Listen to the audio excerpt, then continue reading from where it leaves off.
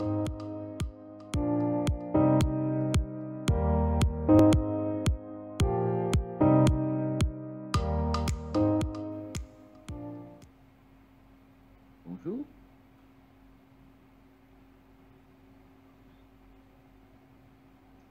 Bonjour, bienvenue pour ce webinaire sur la connaissance client. On va vous parler un petit peu de comment le data journalist peut vous permettre de communiquer autour de tout ce qui est connaissance client. Alors, pour commencer, je vais juste présenter rapidement qui nous sommes. Donc, Migral, nous sommes donc des passionnés de la donnée. Effectivement, on aime donc résoudre tous les problèmes qui tournent autour de la data. Et avant d'être des professionnels, on est avant tout vraiment passionné par la donnée, la compréhension en fait de tout ce qui se passe dans l'entreprise. Et l'idée, c'est de véhiculer en fait autour de toute la donnée partagée en fait, dans l'entreprise pour rendre le lendemain meilleur que la veille. Alors, je vais vous parler d'abord un petit peu juste du principe de la connaissance client. Donc, la connaissance client, je pense que vous en avez entendu parler, le Know Your Customer. L'idée, donc, c'est un concept marketing qui repose sur l'exploitation de toutes les données qu'on peut collecter sur les clients, quels que soient les différents canaux d'acquisition. Et les enjeux, donc, c'est effectivement établir une relation entre votre marque et vos clients, comprendre donc tous les comportements d'achat, optimiser la stratégie de communication. L'idée, c'est vraiment d'être au plus proche des attentes du client et vraiment de répondre au mieux donc à leur attente. Et connaître les clients, c'est bien, mais effectivement, l'important, c'est aussi de pouvoir partager cette connaissance avec tous les acteurs qui sont au sein de votre société. C'est encore mieux. Donc, afin d'apporter cette valeur, donc l'idée, c'est vraiment de partager avec que ce soit les commerciaux, que ce soit les opérateurs de services, les dirigeants, en fait, toutes les personnes qui peuvent être au contact des clients. L'idée, c'est vraiment de cultiver une culture orientée client. Donc, pour ça, il faut vraiment qu'on arrive à synthétiser donc, ce déluge d'informations et le rendre effectivement compréhensible par tous les acteurs de la société. Bien sûr, on a au sein des services marketing des gens qui ont l'habitude de parler de connaissance client, mais ce qu'on va voir aujourd'hui à travers le e-data journalisme, c'est vraiment comment développer en fait cette culture au sein de tous les acteurs de la société pour effectivement que ce ne soit pas seulement quelque chose qui se passe au marketing, mais qui se passe sur l'intégralité de la société. Et pour ça, donc, on va utiliser le concept de data journalisme. Alors, c'est quoi le data journalisme? Vous en avez sûrement entendu parler, il y a de la théorie. Donc, c'est effectivement, le data journalisme, il est apparu effectivement la première carte. En fait, l'idée, c'est de mettre en évidence des informations de façon visuelle. Donc, ça, la première création graphique a été faite par John Snow en 1854, donc c'est quand même très très ancien. Et l'idée, c'était quoi? C'était de montrer en fait sur une carte, sur une carte de ville, en fait, la propagation du choléra autour des différentes pompes à eau, et donc de comprendre en fait l'origine de l'épidémie. Ce concept a été repris plusieurs fois, et donc Simon Roger, donc, qui est un des pionniers du data journalisme au journal The Guardian, aujourd'hui nous parle effectivement beaucoup avec les données et fait une distinction effectivement entre le journalisme de données et l'infographie. L'infographie, c'est uniquement effectivement la présentation de chiffres, alors que le journaliste, c'est vraiment présenter mais aussi expliquer la donnée et permettre en fait l'analyse de ces données. Donc, pour synthétiser, on peut dire que le data journalisme, donc, ça permet de raconter une histoire complexe simplement avec des visuels, des graphiques clairs. Vous voyez ici quelques exemples, on en voit de plus en plus dans la presse aujourd'hui. L'idée, c'est vraiment que visuellement, en quelques secondes, on puisse comprendre une information et la partager avec le plus grand nombre. Donc, tous les journaux aujourd'hui s'y mettent, que ce soit donc, les journaux américains, le New York Times, mais aussi tous les journaux français. Vous avez vu effectivement dans les 20 minutes ou dans le monde, de plus en plus d'utilisation d'infographie pour mettre en évidence des phénomènes, également par exemple les flux migratoires. On trouve même des infographies. Paris Match a créé effectivement un site dédié qui s'appelle Data Match pour vraiment montrer de façon visuelle des phénomènes. comme nous disait Einstein, hein, l'idée, c'est vraiment, si vous ne pouvez pas expliquer quelque chose simplement, c'est que vous ne l'avez pas bien compris. Donc l'idée du data journalisme, c'est vraiment ça, c'est de rendre accessible à tous une information. Nous, effectivement, on va proposer effectivement ce même concept dans l'entreprise. Donc c'est pour ça qu'on parle de data journalisme d'entreprise. Donc c'est comme dans la vie de tous les jours, hein, comme dans les journaux. L'idée, effectivement, c'est de proposer une vision claire à tous les acteurs de la société pour que tout le monde comprenne effectivement le message qu'on cherche à véhiculer. Pour ça, on va se servir d'une trame narrative et surtout, on va synthétiser l'information pour illustrer effectivement un phénomène, un événement ou simplement un suivi effectivement d'informations. Pour cela, effectivement, il y a plusieurs ingrédients qui sont indispensables. Hein. Il faut effectivement bien maîtriser le métier, c'est-à-dire bien comprendre quels sont les phénomènes qu'on veut mettre en évidence. Donc, faire des interviews avec tous les acteurs de la société. Et quand on parle de connaissances clients, hein, effectivement, c'est à la fois donc, tous les services marketing hein, qui vont chercher à faire de l'acquisition client, mais aussi, hein, comme je vous disais, tous les acteurs, des commerciaux, des opérateurs de services, jusqu'à la direction générale. Hein, comme tout grand thème, pour que ça fonctionne, il faut vraiment que ce soit une implication globale de toute la société, et donc, bien sûr, des dirigeants de la société.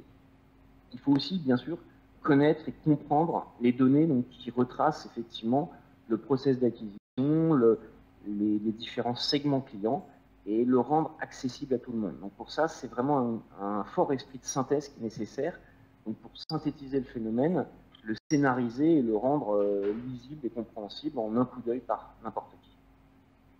Bien sûr, il y a un travail sur le rendu éditorial, hein, parce que pour attirer les gens, pour que ce soit plus facile à comprendre, il est aussi nécessaire effectivement de rendre un visuel sympathique, agréable à l'œil, que tout le monde a envie de regarder et en un coup d'œil se rendre compte de tous les messages qu'on souhaite véhiculer.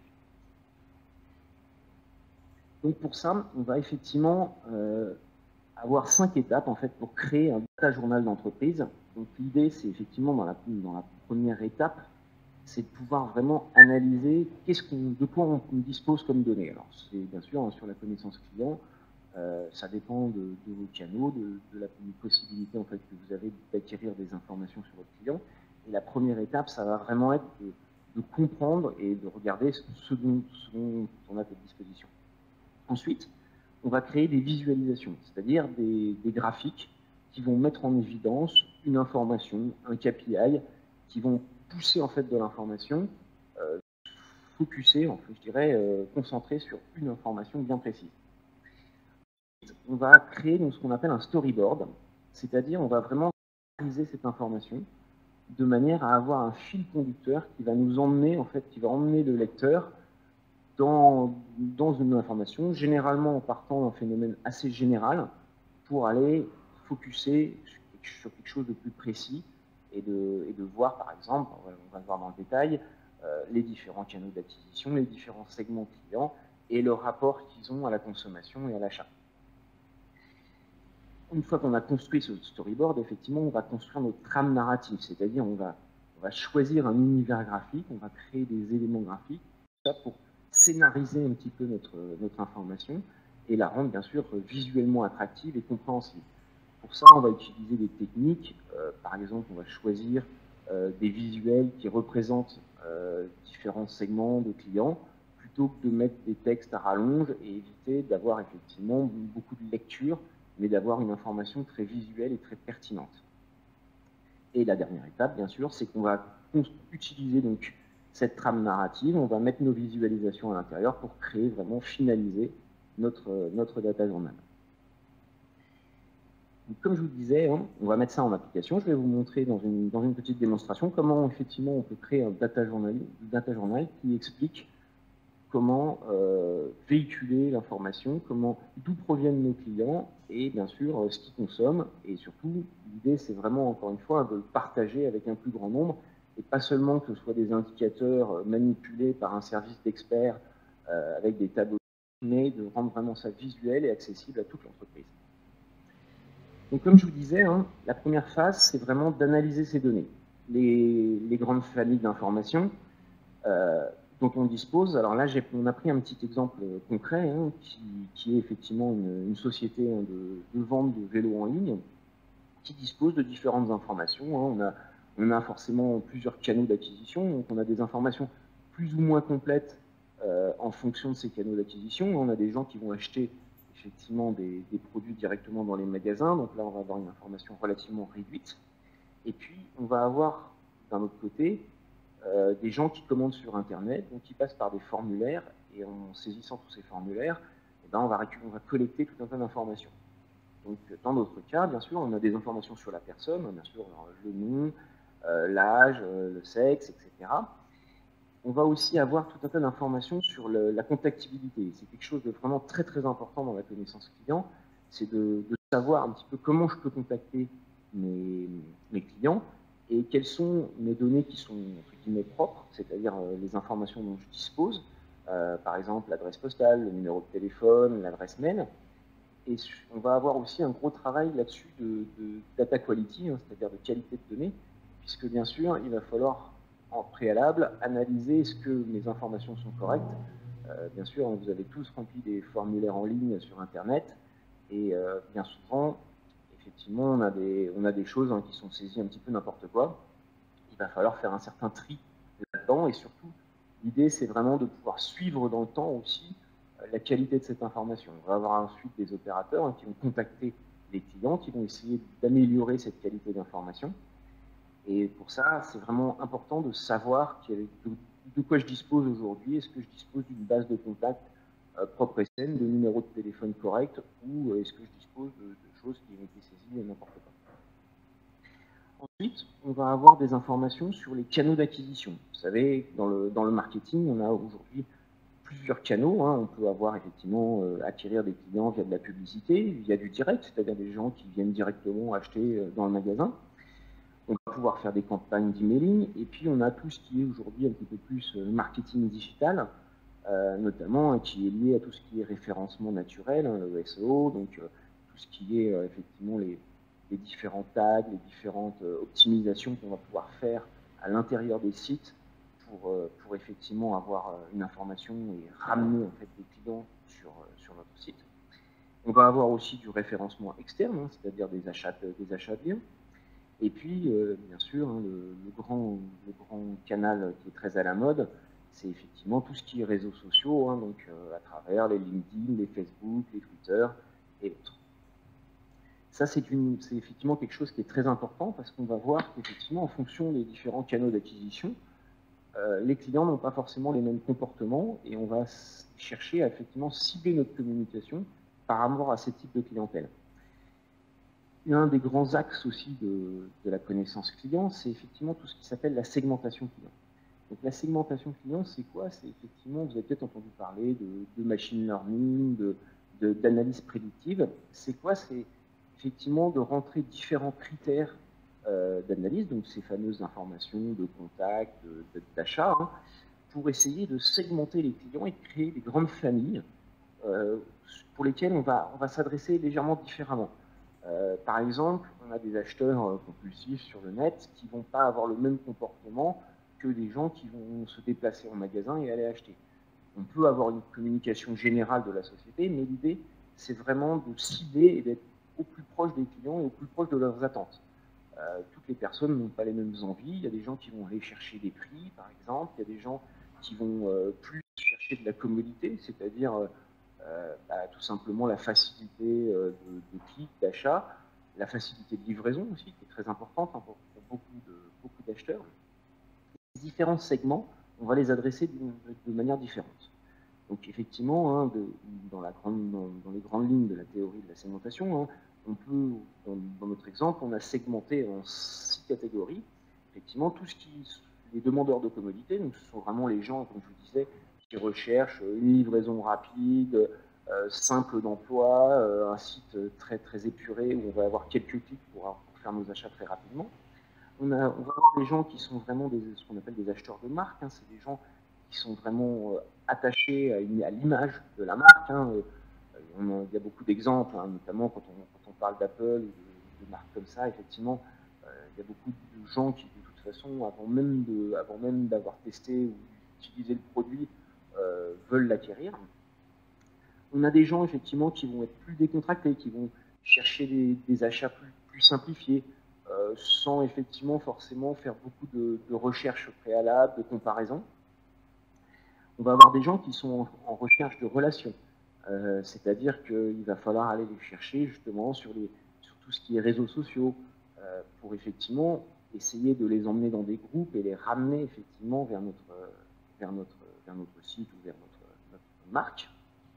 Et puis, on a, comme je vous disais, des chasseurs de bonnes affaires, c'est-à-dire des gens qui vont être attirés par les promotions, par les effets soldes, par tout ce qui peut, effectivement, être lié au prix et, effectivement, au fait de chercher des bonnes affaires. Et on va voir qu'en fonction de ces segments de clientèle, on va avoir des compositions de panier, hein, c'est-à-dire des achats qui sont très différents. Donc, très différents en termes de type d'article acheté, bien sûr en termes de montant d'achat et de nombre d'achats, c'est-à-dire le nombre de transactions. Hein. C'est-à-dire on va avoir des gens qui font beaucoup d'achats. Hein. Vous allez avoir des acheteurs, par exemple, qui dans la même journée peuvent faire 2-3 commandes sur un même site. Et puis à côté de ça, on va avoir des gens qui sont beaucoup plus réfléchis dans leur acte d'achat et qui vont prendre beaucoup plus de temps, qui vont comparer et qui après vont passer un ordre d'achat qui est vraiment réfléchi. Et ce qui est vraiment très important, et je reviens encore là-dessus, cette notion de data quality, elle est essentielle. Pourquoi? Parce que si vous disposez d'informations qui sont fausses ou erronées, eh bien sûr, hein, on a des gens dans l'entreprise qui peuvent vous aider à les corriger. Alors, parce qu'ils ont une relation différente, ils vont pouvoir effectivement, par exemple, si on prend l'exemple d'un magasin, une caissière, effectivement, au moment de l'achat, peut effectivement, au moment où vous allez poser votre carte d'achat, vous réclamer tout un tas d'informations et essayer de vérifier cette validité de manière à toujours améliorer la qualité de données. La qualité de données, c'est vraiment le moteur de la connaissance client. Sans données fiables, effectivement, tout ce qu'on a vu précédemment, les segments clients, les compositions de panier, ça va être beaucoup plus compliqué. Alors, maintenant, effectivement, une fois qu'on a vu toutes ces informations, on va essayer effectivement de créer nos visualisations. C'est quoi nos visualisations? C'est vraiment chaque élément graphique qui va mettre en évidence cette information. On va passer une démonstration. Je vais passer donc sous Tableau Software.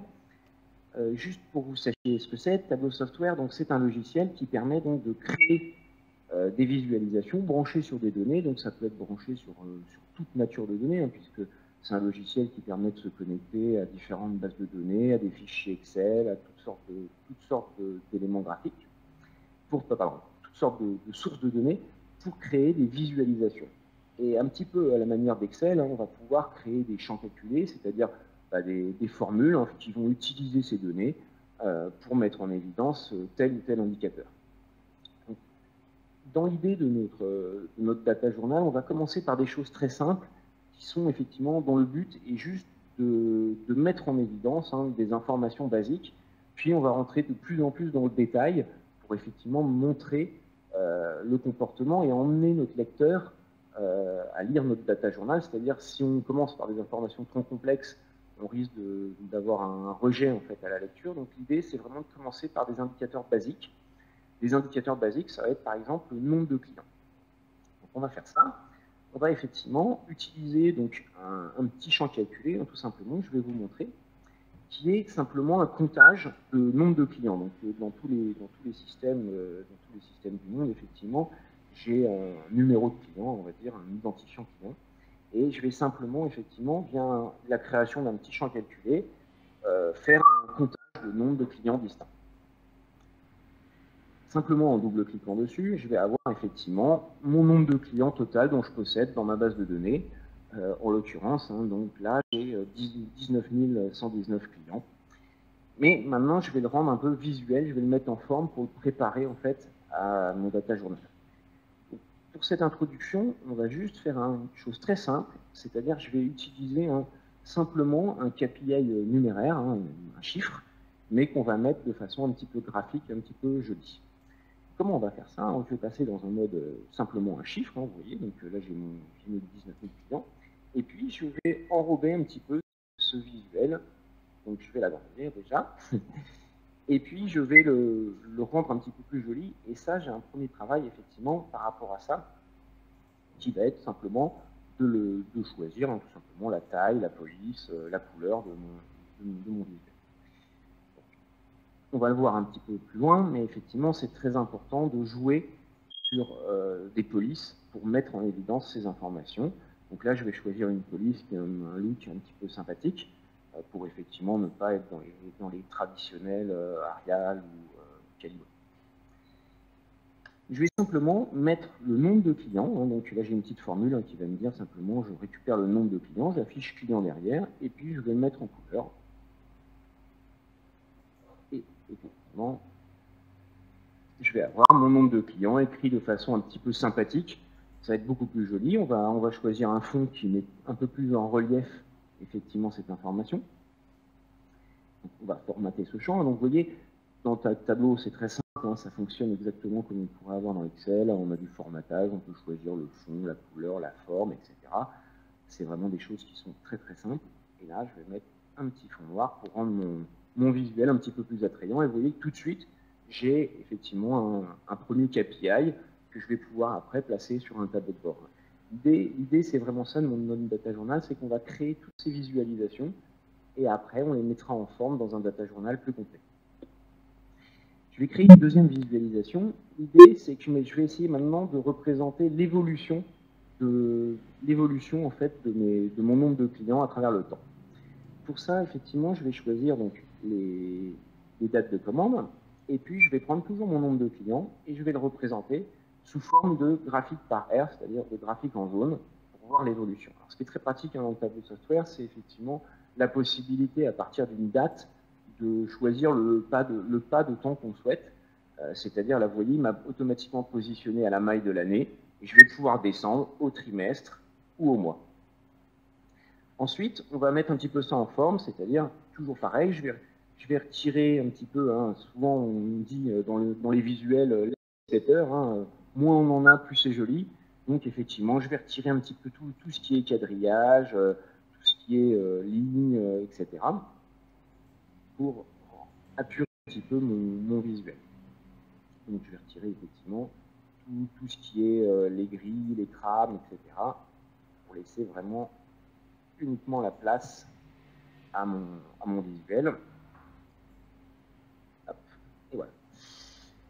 Toujours pareil, je vais garder un petit peu dans l'esprit de mon premier KPI, hein, c'est-à-dire que je vais changer un petit peu les couleurs. Donc on va mettre effectivement une petite couleur de fond à la feuille. Je vais choisir mon gris ardoise. Et puis je vais choisir, bien sûr, je vais mettre un peu plus en évidence ma zone de valeur. Pour ça, je vais changer les couleurs. Je vais jouer un petit peu sur l'opacité. Et puis, on va afficher quand même quelques valeurs. Toujours pareil, hein, l'idée, c'est de ne pas en mettre de trop des valeurs. Donc, on va retirer l'entête de côté. Par contre, je vais laisser juste la valeur la plus importante et la valeur la moins importante sur mon graphique. Donc, je vais afficher effectivement le min et le max de mes valeurs. Vous voyez, là, j'ai mon nombre de clients maximum, hein, 2325 par mois. Et puis le nombre minimum hein, qui était effectivement 2013. On voit que dans cette société, on a une très bonne évolution. Puis ensuite, on va créer un dernier KPI, une dernière visualisation, pardon, pour montrer un petit peu où se trouvent mes clients en France. Effectivement, je ne vais pas adresser de la même façon des clients qui sont à côté de mes magasins ou des clients qui sont effectivement très loin et qui vont plutôt avoir des comportements d'achat sur Internet. Donc, pour ça, je vais utiliser en fait des fonctionnalités de tableau qui sont très très pratiques, qui permettent simplement à partir de la ville de mon client, hein, vous voyez, donc si je vais à gauche, à partir de son adresse, hein, j'ai un code postal et Tableau en fait a automatiquement détecté que ce code postal, c'était un code postal, et effectivement, derrière, il va être capable de trouver les coordonnées géographiques du code postal sans que j'ai besoin de géocoder cette adresse. Et à partir de ce code postal, et toujours mon nombre de clients, je vais pouvoir très facilement en fait, le représenter sous forme de carte. Et vous voyez que là, j'ai un visuel très rapidement de ma concentration, de la concentration de mes clients, que je vais pouvoir toujours pareil, mettre un petit peu en forme. Donc pour ça, je vais utiliser effectivement des petites options. Je vais changer ma carte, puisque mon data journal, je vais le créer dans un univers plus sombre, et donc je vais effectivement donc le rendre de façon sombre. Toujours pareil, je vais changer un petit peu les couleurs de manière à respecter une certaine charte graphique. J'ai créé toutes ces visualisations, donc on verra, là je vous en fais quelques-unes, j'en ai créé d'autres. Je vais utiliser donc toutes ces feuilles sous forme donc d'un tableau de bord, et je vais créer donc mon data journal. Je bascule sur mon slide. L'étape d'ensuite, ça consiste à dire effectivement... Pardon, excusez-moi, je n'avais pas vu la question.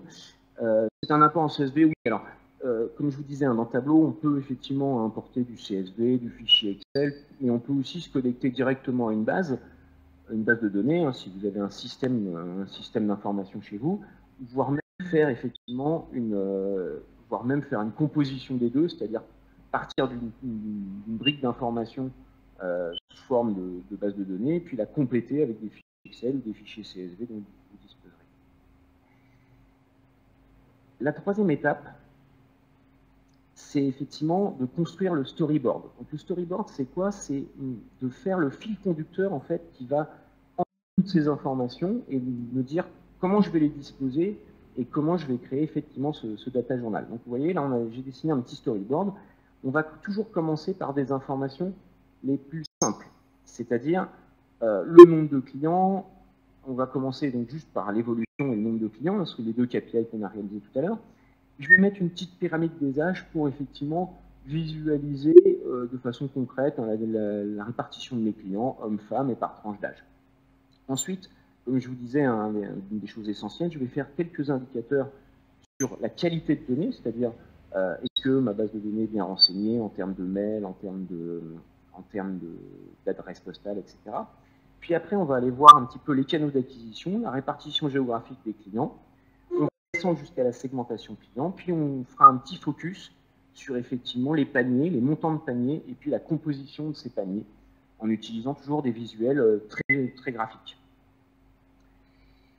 Ensuite, la quatrième étape, ça consiste effectivement à choisir un template graphique, c'est-à-dire un visuel. Donc vous voyez, on a choisi là dans notre exemple un template sous forme d'ardoise, un petit peu comme un tableau noir d'école, et qu'on va coloriser. Donc on va choisir effectivement toute une palette de couleurs, une typographie, c'est-à-dire effectivement une police, comme je vous ai montré tout à l'heure, et puis un format tableau de bord. Ce qui est très important dans le data journal, c'est qu'effectivement, on va choisir un format de type infographie, c'est-à-dire un format assez vertical qui va pouvoir s'afficher après, qui va pouvoir se dérouler un petit peu comme une page web. Et bien sûr, il y a un travail avec des graphistes, puisqu'on va effectivement choisir donc différents pictos, différents visuels pour un petit peu agrémenter notre data journal. Donc, vous voyez que là, on a choisi par exemple de créer un petit picto pour chacun des segments des clients. Et puis, on a fait des petits visuels, un petit tableau noir pour le titre, et différents séparateurs sous forme de craie pour rendre un petit peu plus attrayant notre visuel. Et puis, la dernière étape, donc, on va intégrer à l'intérieur de notre tableau de bord ce visuel et les différentes visualisations qu'on a faites. Donc, je vais faire basculer sur Tableau. Et effectivement, je vais vous montrer comment on intègre ça à l'intérieur. Comment j'intègre ça dans un tableau de bord final. Donc, vous voyez, j'ai créé ici un tableau de bord, donc j'ai choisi un format personnalisé pour avoir quelque chose d'assez vertical. On a mis en fond nos images. J'ai déjà placé quelques visualisations que j'ai déjà fait auparavant. Et puis, on va rajouter, en fait, simplement, en faisant des drag and drop, nos différents visuels qu'on a créés précédemment. On va les mettre en flottant pour pouvoir les positionner vraiment comme on le souhaite. On va bien sûr retirer le titre et puis simplement le positionner dans notre feuille en l'ajustant directement à la taille en fait qu'on souhaite représenter. On va faire comme ça en fait avec tous nos graphiques. donc les positionner. Vous voyez, ça, ce sont les deux graphiques qu'on a réalisés ensemble, et je vais pouvoir les dimensionner et prendre vraiment une information très claire. Bien sûr, je vais l'agrémenter de texte, et à la fin, je vais effectivement obtenir un visuel complet, donc, qui va partir donc, de mes évolutions de clients, de mes nombres, donner une sorte de forme de répartition en fait, de mes clients sous forme de pyramide des âges. Là, j'écris des petits indicateurs. Vous voyez, hein, c'est très visuel. À chaque fois, on a choisi un petit picto pour effectivement représenter est-ce que je connais bien les dates d'anniversaire de mes clients, est-ce que je connais bien leurs adresses. Généralement, dans le retail, on connaît bien les adresses puisqu'on expédie les colis. Mais effectivement, vous voyez que là, dans ma base de données, j'ai une grosse lacune sur les emails. En gros, j'ai que 10% d'emails qui sont corrects dans ma base de données. Et donc, ce visuel va me permettre effectivement de communiquer avec tous les acteurs de la société cette qualité et demander en fait à chaque personne de travailler là-dessus. Hein, je vous parlais tout à l'heure des gens qui vont acheter en caisse. Et bien, effectivement, je vais demander à mes caissières, hein, tout simplement, de collecter ces informations. Je vais aussi pouvoir positionner ma carte pour avoir une répartition en fait de mes clients. Et je vais utiliser quelques petits tips graphiques pour effectivement rendre ça un petit peu plus sympa, comme par exemple hein, choisir une petite image par-dessus pour simplement rendre ça un petit peu plus visuel. Je vais positionner sur ma carte en fait une sorte de petit masque qui va effectivement me permettre de compléter, de rendre un petit peu plus sympathique mon visuel. Ensuite, je vais effectivement utiliser, comme je vous disais, les petits pictogrammes hein, qui vont représenter mes segmentations clients, de manière effectivement à expliciter un peu hein, tous mes acheteurs. Dans un data journal, on va toujours aussi avoir une notion de narration, c'est-à-dire que je vais quand même avoir un petit peu de texte pour expliquer la segmentation client. C'est quand même un concept marketing qui n'est pas forcément partagé par toute la société. Et effectivement, je vais expliquer un petit peu ce que sont mes clients exigeants, mes acheteurs de marque, mes acheteurs ordinaires, etc. Au final, effectivement, ça va me permettre donc de produire, je vais vous montrer le résultat final, donc un data journal complet qui va être totalement interactif. C'est-à-dire que, vous voyez, par exemple, là, j'ai fait une petite composition de mes paniers moyens, hein, donc j'ai le montant de mes paniers moyens, et puis les différents articles les plus vendus, hein, où la taille représente effectivement le montant des ventes.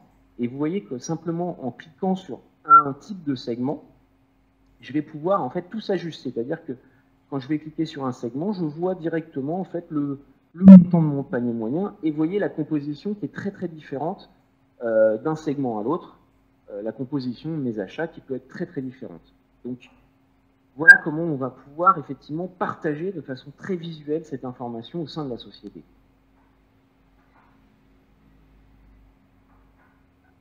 Je vais rebasculer. Donc voilà notre résultat.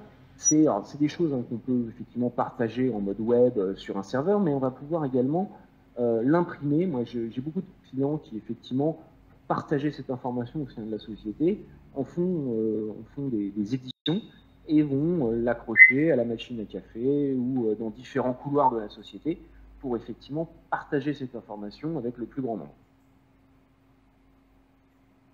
Alors bien sûr, hein, le tableau de bord est totalement dynamique, hein, c'est-à-dire que quand il est partagé en mode web, je vais pouvoir effectivement cliquer à n'importe quel endroit et voir en fait tous les chiffres hein, qui s'adaptent. Hein. Si vous voulez, je vous remontre.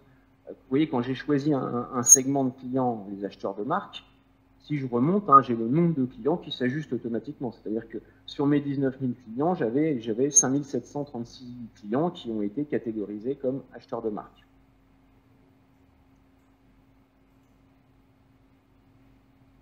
Voilà pour ce webinaire. Si vous avez des questions, vous pouvez les écrire. En attendant, si vous voulez aller un petit peu plus loin dans le data journal et surtout dans la façon de manipuler Tableau, nous organisons effectivement pendant tout l'été en fait des universités d'été qui vous permettent effectivement de vous former à Tableau et très rapidement de créer ce type de data journal pour effectivement partager ça au sein de la société.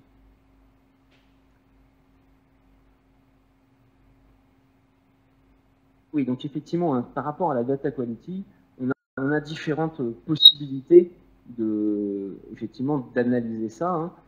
Notamment, alors on va avoir des choses très simples, hein, si vous voulez, je vous remontre rapidement. On va pouvoir effectivement, directement dans Tableau, sans forcément préparer la donnée en amont, créer effectivement des indicateurs qui vont nous dire est-ce que je possède une information correcte ou pas. Je vais vous prendre, donc vous voyez là c'est des choses que j'ai créées très facilement en disant tout simplement si le code pays est nul, c'est-à-dire que s'il n'est pas renseigné, en fait je vais dire que cette information n'est pas correcte, et à l'inverse, si elle est bien renseignée, donc je vais considérer qu'elle est correcte. Donc ça c'est des choses qui sont très simples. Je vais pouvoir aller beaucoup plus loin, effectivement en utilisant toutes sortes d'analyses pour effectivement analyser par exemple, est-ce que mon numéro de téléphone contient bien donc qui est formaté correctement. Donc ça, ce sont des expressions régulières hein, qui vont me permettre effectivement de dire est-ce que mon numéro de téléphone est bien formaté, est-ce que par exemple les gens m'ont pas mis n'importe quoi 999999. C'est des sortes de patterns, hein, des patterns qui permettent de dire voilà, pour que mon numéro de téléphone soit correct, il doit commencer soit par un +33, soit par un 0. Il doit contenir ensuite que des chiffres. Hein. Vous savez que dans les bases de données, dans les fichiers Excel, on a toujours des choses qui ne sont pas tout à fait correctes. C'est-à-dire qu'on va avoir, au lieu d'un numéro de téléphone, on va avoir du texte, des lettres. Et donc, grâce à ces expressions, on va pouvoir effectivement dire très rapidement, en fait, est-ce que mon numéro de téléphone est correct ou non.